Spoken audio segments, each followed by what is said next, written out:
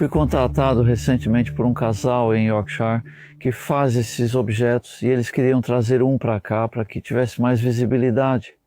E eu olhei para isso e pensei, tudo bem. E a ideia é jardinagem vertical. Você está aproveitando melhor o espaço disponível. Aqui eu tenho bastante espaço. Espero que isso ajude a ilustrar o potencial, os benefícios e algumas possíveis desvantagens. Quando chegaram, não percebi que havia 2 barris. São 2 barris apenas parafusados juntos assim? Enchemos o primeiro e de repente ele trouxe o segundo. E eu percebi que como resultado estamos subindo bem alto. Quero dizer, quase da minha altura, então cerca de 1,5 metro, 5 pés. Quanto mais alto você vai, mais precisa se cuidar para se manter nivelado. E eu estou um pouco fora ali, o de cima de qualquer forma está indo um pouco para aquele lado. Mas na verdade eu diria que não é o suficiente para se preocupar. Mas se você não começar nivelado, potencialmente pode desabar. Acho que isso não aconteceria por um tempo. Vai puxar mais. Esses são barris de uísque antigos, feitos de madeira velha de ótima qualidade, já reutilizada várias vezes. E então, quando finalmente não podem mais usá-los, eles acabam vendendo para outras pessoas. Como centros de jardinagem, você frequentemente encontra esses barris em centros de jardinagem. Vou colocar um link para as pessoas que produzem isso na descrição. Mas, por enquanto, eu só quero realmente me concentrar no princípio disso. E se você comprou um desses barris ou qualquer tipo de barril para fazer isso, você precisa de furos no fundo. Por 2 motivos. Um é a drenagem do excesso de água, caso contrário você vai ter uma sopa anaeróbica e nada vai crescer. E o outro é a colonização do conteúdo por micro-organismos que já estão no solo. Você pode fazer isso no concreto, mas ainda vai precisar de furos de drenagem no fundo. E você não teria o benefício que espero aqui, que é estar direto no solo. Aqui era um canteiro de morangos e eu tive dificuldade para decidir onde colocar isso. Inicialmente pensei em pôr no concreto. Eles disseram que esses buracos no fundo facilitam a movimentação de micro-organismos e organismos como minhocas. Essa planta de morango está bem maior que aquela. A única diferença é a proximidade dela com tudo atrás de mim. As cercas vivas e árvores cujas raízes quase certamente são o que parecem. Elas estão vindo aqui e reduzindo o crescimento porque sugam a umidade e os nutrientes. Com o tempo, as raízes das árvores podem invadir esses barris. Acho que levaria alguns anos para realmente fazer diferença. Então é uma forma de, digamos, controlar essa situação, por assim dizer. Então você está perfurando. Esses têm cerca de 5 centímetros, você pode ver o tamanho deles. É o suficiente apenas para colocar seu dedo ou colocar um plantador de madeira ou um graveto para fazer um buraco para colocar as plantas. E então plantamos isso há uma semana, plantas bem pequenas, e eu realmente estou impressionado com o quanto elas já cresceram. Como aquele espinafre, ele tinha 1/3 ou até 1/4 desse tamanho ao ser plantado. Isso foi em meados de agosto. As coisas vão acontecer rápido. Isso pode ser feito no inverno e o plantio pode começar de meados de março até abril. E há alguma vantagem em deixar um tempo entre encher e plantar. Não fizemos isso por pressa, como sempre. Foram 2 horas do começo ao fim, enchendo e plantando. O plantio é realmente rápido. Se você já tem as mudas, literalmente pode usar o dedo assim. É macio. O conteúdo, eu vou explicar isso, mas é macio o suficiente para você fazer isso. Coloque uma muda, trabalho feito, um pouco de água, vou te mostrar isso também. Então, o conteúdo é terra, além de composto. Se você encher isso com 100% de composto orgânico, ele vai assentar bastante com o tempo. Isso faz com que o que você plantar ali seja puxado para baixo conforme o composto assenta e provavelmente desapareça. Se não houver queda dramática, ali a planta precisará de caule longo para continuar visível. Estou feliz em dizer que, após uma semana, há pouca movimentação, pois coloquei bastante terra, o que ajuda a estabilizar o conteúdo em termos de acomodação. O solo não se acomoda, diferente do composto. Então, eu acho que você pode usar 50% de solo, 50% de composto, 50%. Use terra vegetal de boa qualidade. O solo do seu jardim é o ideal se disponível. Utilize cerca de 1/3 de solo. Queria ter colocado mais agora, mas era um dos meus carrinhos de mão grandes, bem cheio de terra. Ainda tenho um monte de terra, de quando um construtor levantou o celeiro ali em cima, há 3 anos. Então está em um monte coberto por plástico. Há muita corriola, então tivemos cuidado ao retirar as raízes. Na verdade, é bom que ervas daninhas cresçam no seu monte de terra, pois isso o mantém vivo. Então, sabe, não se preocupe com as ervas daninhas. Mas, obviamente, em algo assim, você não quer corriola. Fomos cuidadosos ao arrancar as raízes que são visíveis, brancas e brilhantes. Essa terra já foi colocada. Se tiver sementes de ervas daninhas, sem problema, elas não vão ter chance nenhuma. E cobrimos com um saco de composto multiuso só para deixar bem forte mesmo. E só hoje de manhã eu realmente transplantei funcho de Florença ali. Estamos em agosto, este funcho ainda pode formar bulbos grandes até outubro ou novembro. Estou curioso para ver o que acontece com o funcho crescendo nessa altura, porque os caules altos, com suas folhas delicadas, vão pegar o vento. Então isso é algo para ficar de olho, mas as plantinhas nas laterais são bem estáveis desse ponto de vista.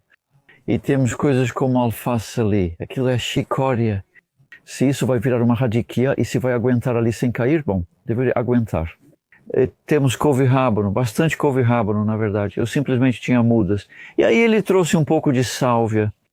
Isso é ótimo para ervas, alecrim, tomilho, plantas perenes, quase qualquer tipo, exceto aspargos e ruibarbo, mas para coisas de ervas mesmo. Ali temos um pouco de alecrim, por exemplo. E o espinafre é espinafre anual, então a gente já pode estar colhendo folhas grandes dele no final de setembro. Algumas dessas plantas vão completar o ciclo, então só torcemos e as arrancamos para replantar na primavera. Eu plantei alguns morangos. Não são mudas com raízes fortes, vou ver como ficam. Está parecendo bem, embora ainda tenha folhas fortes em pelo menos uma delas. E sim, estou realmente interessado em ver como vai ser em termos de adaptação e depois na rega. Não choveu desde que isso foi colocado, por isso. Reguei 2 vezes com regador com ou sem bico, criando uma corrente de água no topo. Enquanto a água vai caindo, parte dela entra nos buracos, mas não toda. É muito difícil regar individualmente dentro desses buracos, mas estou realmente impressionado com o crescimento. Com menos rega, se essas plantas estivessem em terreno plano, teríamos molhado mais que aqui, onde a madeira retém a umidade. Ao preencher, é essencial garantir que esteja bem úmido.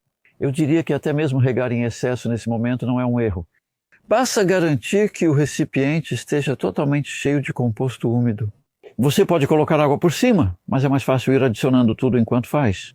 Fomos regando enquanto montávamos e colocávamos as coisas dentro. E os ingredientes exatos, eles são, digamos, cerca de 1/3 de terra, mais ou menos. É 1/3 de composto de cogumelo que eu comprei e 1/3 do meu próprio composto, um dos melhores que eu tenho. Maravilhoso. Provavelmente com 9 ou 10 meses de idade. Na verdade ainda tinha algumas minhocas, quase como um composto de minhoca. Você pode variar isso um pouco. Eu também coloquei um pouco de pó de rocha da ProGrow, que é uma rocha basal bem fina, e coloquei um pouco de alga marinha, para garantir que temos um bom equilíbrio de micronutrientes, porque isso vai fornecer fertilidade por vários anos. O que vamos fazer daqui para frente é completar a parte de cima com composto novo e, de certa forma, isso vai beneficiar tudo que está mais embaixo. Porque com o tempo eu espero que haja uma troca, né? Um fluxo de micro-organismos de baixo para cima e de cima para baixo novamente. E vamos descobrir mais voltando aqui no outono. Olhe para isso. Isso é cerca de 8 semanas depois. Então tem sido um outono maravilhoso de crescimento aqui, como você pode ver, e estou realmente impressionado. Eu nunca fiz isso antes, então é novidade para mim. E coisas sobre as quais eu não tinha certeza eram, tipo, sabe, essa folha, beterraba, espinafre, como ela se manteria ali, meio que crescendo em um ângulo estranho. E tivemos alguns ventos bem fortes e 1 ou 2 folhas foram arrancadas, mas nada muito sério.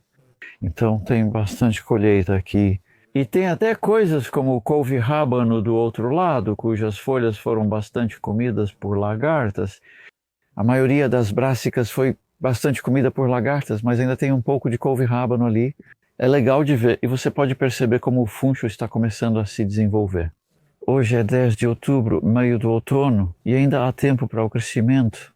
Mas realmente desacelera a partir deste ponto, porque de repente perdemos a luz. Aqui dizemos, o diabo cospe nas amoras em 10 de outubro, que é hoje. Isso porque de repente escurece e não há luz suficiente para adoçar. Os frutos e o crescimento, da mesma forma das folhas, ficam muito mais lentos e as próprias folhas ficam mais fracas. Então vamos colher o que restou de alface. Já colhemos um pouco, não espero que dure muito mais tempo. E então, bem, a gente pode arrancá-las e plantar algumas mostardas para o inverno. Vou tentar manter isso funcionando no inverno. O lanche é por causa da altura. Verificamos se os ventos de inverno permitirão cobrir isso com um tecido ou algo parecido. Provavelmente não. Vou tentar algumas coisas e cebolinhas para o inverno, até uma cobertura de primavera. As ervas vão continuar crescendo e sendo colhidas, e a sálvia está bem abundante ali, como você pode ver. Tem uma plantinha de artemisia ali que me faz sorrir. Essa alface vai ser colhida em breve. Eu poderia até fazer isso agora só para te mostrar. Então, a gente pode comer essa aqui. Na verdade, ela já está começando a florescer um pouco. Se eu torcer assim... Então essa é a alface. Então eu preciso ver... Talvez eu use uma faca só para tirar esse talo ou caule. Isso vai abrir espaço suficiente para colocar uma nova muda, seja lá qual for, e então regar, porque essas plantas já absorveram bastante água. Nós temos feito bastante coisa, não choveu muito. Mas quando eu fizer isso, vou verificar a umidade ali antes de replantar. Uma coisa que me anima bastante é como isso não afundou muito. Onde está meu dedo, essa é a distância a partir do topo. E não está muito mais baixo do que quando nós o enchemos. Acho que ficou firme porque colocamos terra suficiente ali. Se você usasse só composto, teria afundado mais. Então, tente você mesmo. Garden Escapes Uprooted é a empresa que faz isso em Yorkshire. E eles têm um site. Você pode contatá-los assim. Também pode comprar barris de whisky e fazer furos de 5 centímetros de diâmetro. Tantas possibilidades.